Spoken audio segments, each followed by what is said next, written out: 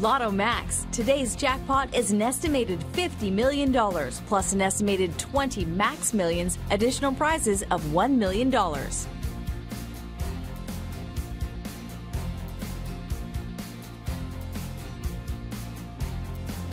right, welcome back. We've been smelling tea in our studio all morning because Stefanie Makagon is here from Teaja to talk about the Vancouver Tea Festival happening tomorrow. Is this the first one that'll be happening? Yes, this is the inaugural. Surprising. Yes, tea's so popular, been around forever. So yes, so around the world, tea is the #2 consumed beverage, except in North America where it's #6. So we're catching up right now in terms of tea. So tea around the world is #2. What's #1? Water. Water, okay. Yeah. All right. Yeah, we're a little obsessed with coffee here in Vancouver, but I love tea too. Steve also is a big tea fan. So, wonderful. But there's much more to tea than just grabbing a bag and dipping it. We were discussing this, like what is the proper way to do all of this and to really enjoy tea? Yeah, wonderful. Actually, I brought a few different ideas for steeping tea. My favorite is the little robot here, if you can see this, guys. Oh, yeah. My friends brought this back from their holiday for me. So loose leaf tea is the best way to enjoy tea because you get all of the flavors and aromas. It's the highest quality leaf that's actually used in loose leaf tea, whereas it typically tends to be the lowest quality leaf that's put into the tea bags. Okay. So right here we have green tea. So green tea is one of the less processed teas, so all the way from white, green, black, oolong, and pu'er, you go from the least processed to the most processed. Okay. So with your green tea leaves, you want to use cooler water, about 175 degrees. Okay. And with your black teas, you can brew it with hotter water, about 185, and that will actually make a big difference to your tea. Now, do you put cream and sugar in your tea or no? I don't, but I understand. Is that like a faux pas? It's not a faux pas, absolutely not. You can enjoy your tea any way that you would like. But to get the most out of the health benefits, it's best to drink it in its purest form. Okay. And what was the other one you said? Green or white, green, what were the other ones? Black? Black. And then oolong and pu'er. What's pu'er? So this is actually a pu'er. This is the one that Steve didn't like earlier. Well, just the smell of it. Yeah, no, that makes sense. Yeah. Oh, sorry, Sharon. There you go. Okay, so what is pu'er? So pu'er is actually a fermented tea. Okay. So whereas most tea will go bad after a certain amount of time, pu'er actually gets better. It's a living tea. Okay. And it can be good up to 50 years and gets more and more and more expensive. Okay. Actually, and in some places it's actually used as currency.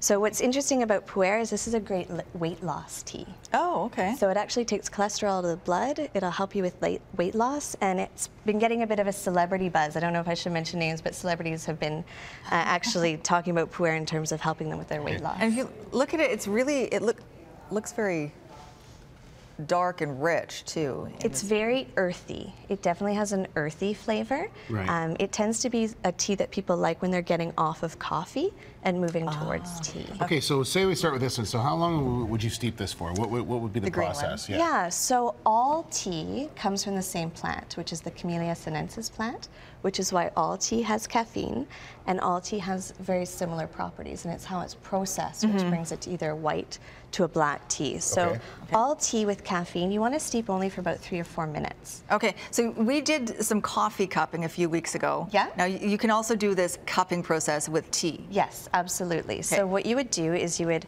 start with the dry leaves, and you would just have a look at the length, the color, and then you would smell. No worries. That smells really nice. Yeah, I like this one. You smelled this one earlier. Yeah, this is good.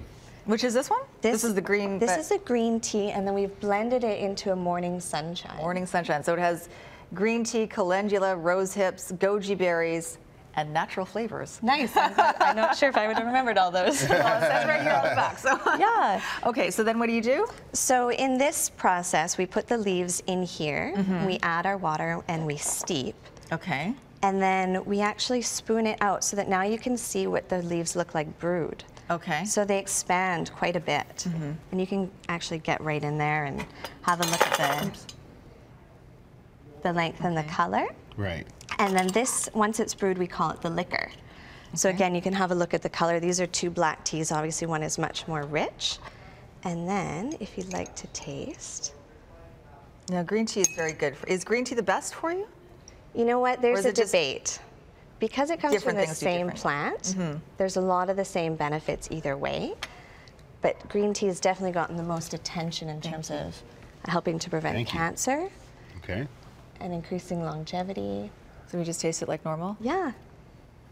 It's pretty good. It is. I like that. Yeah, it's good. It's nice. Very tasty. Thank you. Okay. You're welcome. So that's the green. That's and now the this is green. the one I think Steve was really, is this the Earl Grey? Yeah, it smells great. That one's beautiful. This is our most popular by far. Have you had a chance to smell this one? So aroma. So this is the double cream Earl Grey. Double cream Earl Grey. So what's wonderful about tea is that you can spend the time to get to know what different varieties you like, what different blends, and then get all of your health benefits at the same time from drinking something that you really enjoy. Now you said all tea has caffeine in it, but is herbal tea tea technically?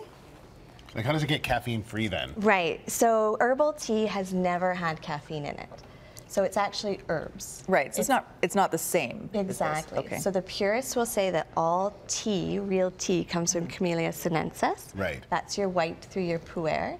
Anything that doesn't come from that plant isn't considered tea. Okay. So your herbal tea and then your rooibos, which is the last one. Let's try here. this one, because this one is the one that has the most different smell of the other teas. And while you're doing that, just tell us a little bit about what we can expect at the Tea Festival this weekend. It's the first one, so you know, in a way, your guess is as good as mine.